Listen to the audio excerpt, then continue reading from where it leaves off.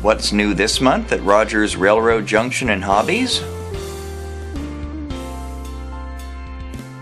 Bachmann is looking good in silver and orange with Western Pacific GP7s. First delivered to the WP in the mid-1950s, these 1500 horsepower hood units were the first outward sign that the reign of the railroad's classic F-Series diesels would not last forever. Easy access maintenance panels, bidirectional controls, and rear-facing visibility all meant that the venerable Jeep was here to stay, and that the days of the so-called covered wagon were numbered. Built by Bachmann with a can motor and an all-wheel drive mechanism, digital control, a die-cast frame, and easy-mate couplers are all included. Reasonably priced for the entry-level modeler, this unit is ideally suited to either a first locomotive for an aspiring model railroader or as a starting platform for an advanced project of customized super detailing. And then there's the Intermountain Railway Company, who's out this month with an offering of 8,000-gallon Type 27 tank cars. Built by American Car Foundry in the 1920s, these riveted bulk carriers remained in service well into the diesel era, with some even surviving into the 1960s. Featuring mesh platforms, intricate brake wheels and rigging, blackened metal wheels, and a wide variety of paint schemes, including some with decidedly local inclinations. And while we're on the subject of Intermountain, 4-bay cylindrical hoppers have just arrived on our shelves. Essentially the first step in the evolutionary process that would one day lead to ACF's renowned center flow design, cylindrical or beer can hoppers used a curved architecture to make the car body itself an integral part of the car's framework, thereby eliminating the need for a hefty center sill that added weight and impeded the unloading of cargo. Built with all the aforementioned detail that Intermountain is known for, a variety of road names for both private shippers and Class 1 railroads are available. Buy now. And turning back the clock, Mike's Train House is sounding off this month with triplex articulated steam locomotives.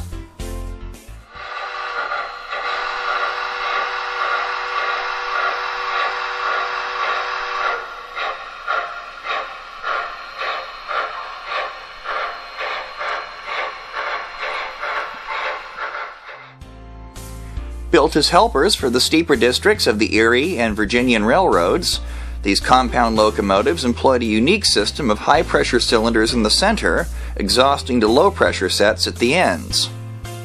With the right side HP cylinder exhausting forward and the left one flowing to the rear, all cylinders were the same size, avoiding the lopsided look of many early compound locomotives. It was a novel idea, but one riddled with shortcomings. For starters, no locomotive boiler was large enough to keep 3 sets of pistons supplied with steam for any length of time. Also, the rear cylinder set exhausted via a large pipe at the back of the tender instead of the more typical through the smoke box configuration. This deprived the boiler of vital force drafting and reduced combustion efficiency in the firebox. Additionally, as water levels in the tender dropped, the weight carried over the rear driver set was reduced as well, costing precious traction. But of course, HO scale suffers from none of these issues, and these sure-footed beauties are rendered in stunning detail, with polycarbonate boiler and tender shells over a die-cast chassis, dual motors, flywheel equipped, integrated digital control, puffing smoke, an illuminated cab, glowing firebox, and full sound effects offer a feel of realism unsurpassed in the HO world.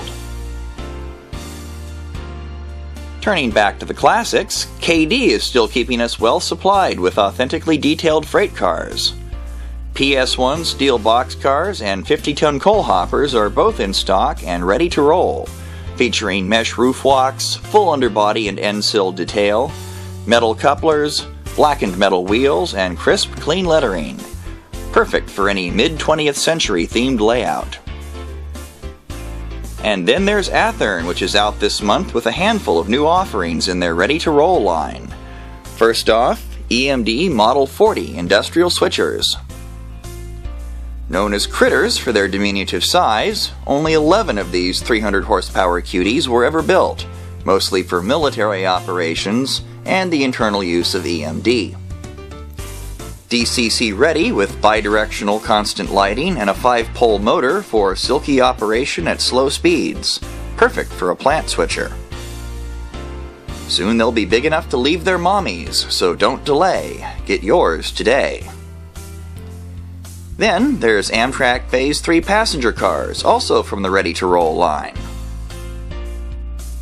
Gleaming in Amtrak's so-called cigar band livery, these cars represent the first generation of Amtrak equipment, back when the fledgling carrier was forced to use second-hand equipment gifted to it by the Class 1 railroads it was taking over from. Optimally weighted with machined metal wheels and McHenry couplers, these cars are just as their name implies, ready to roll, straight out of the box.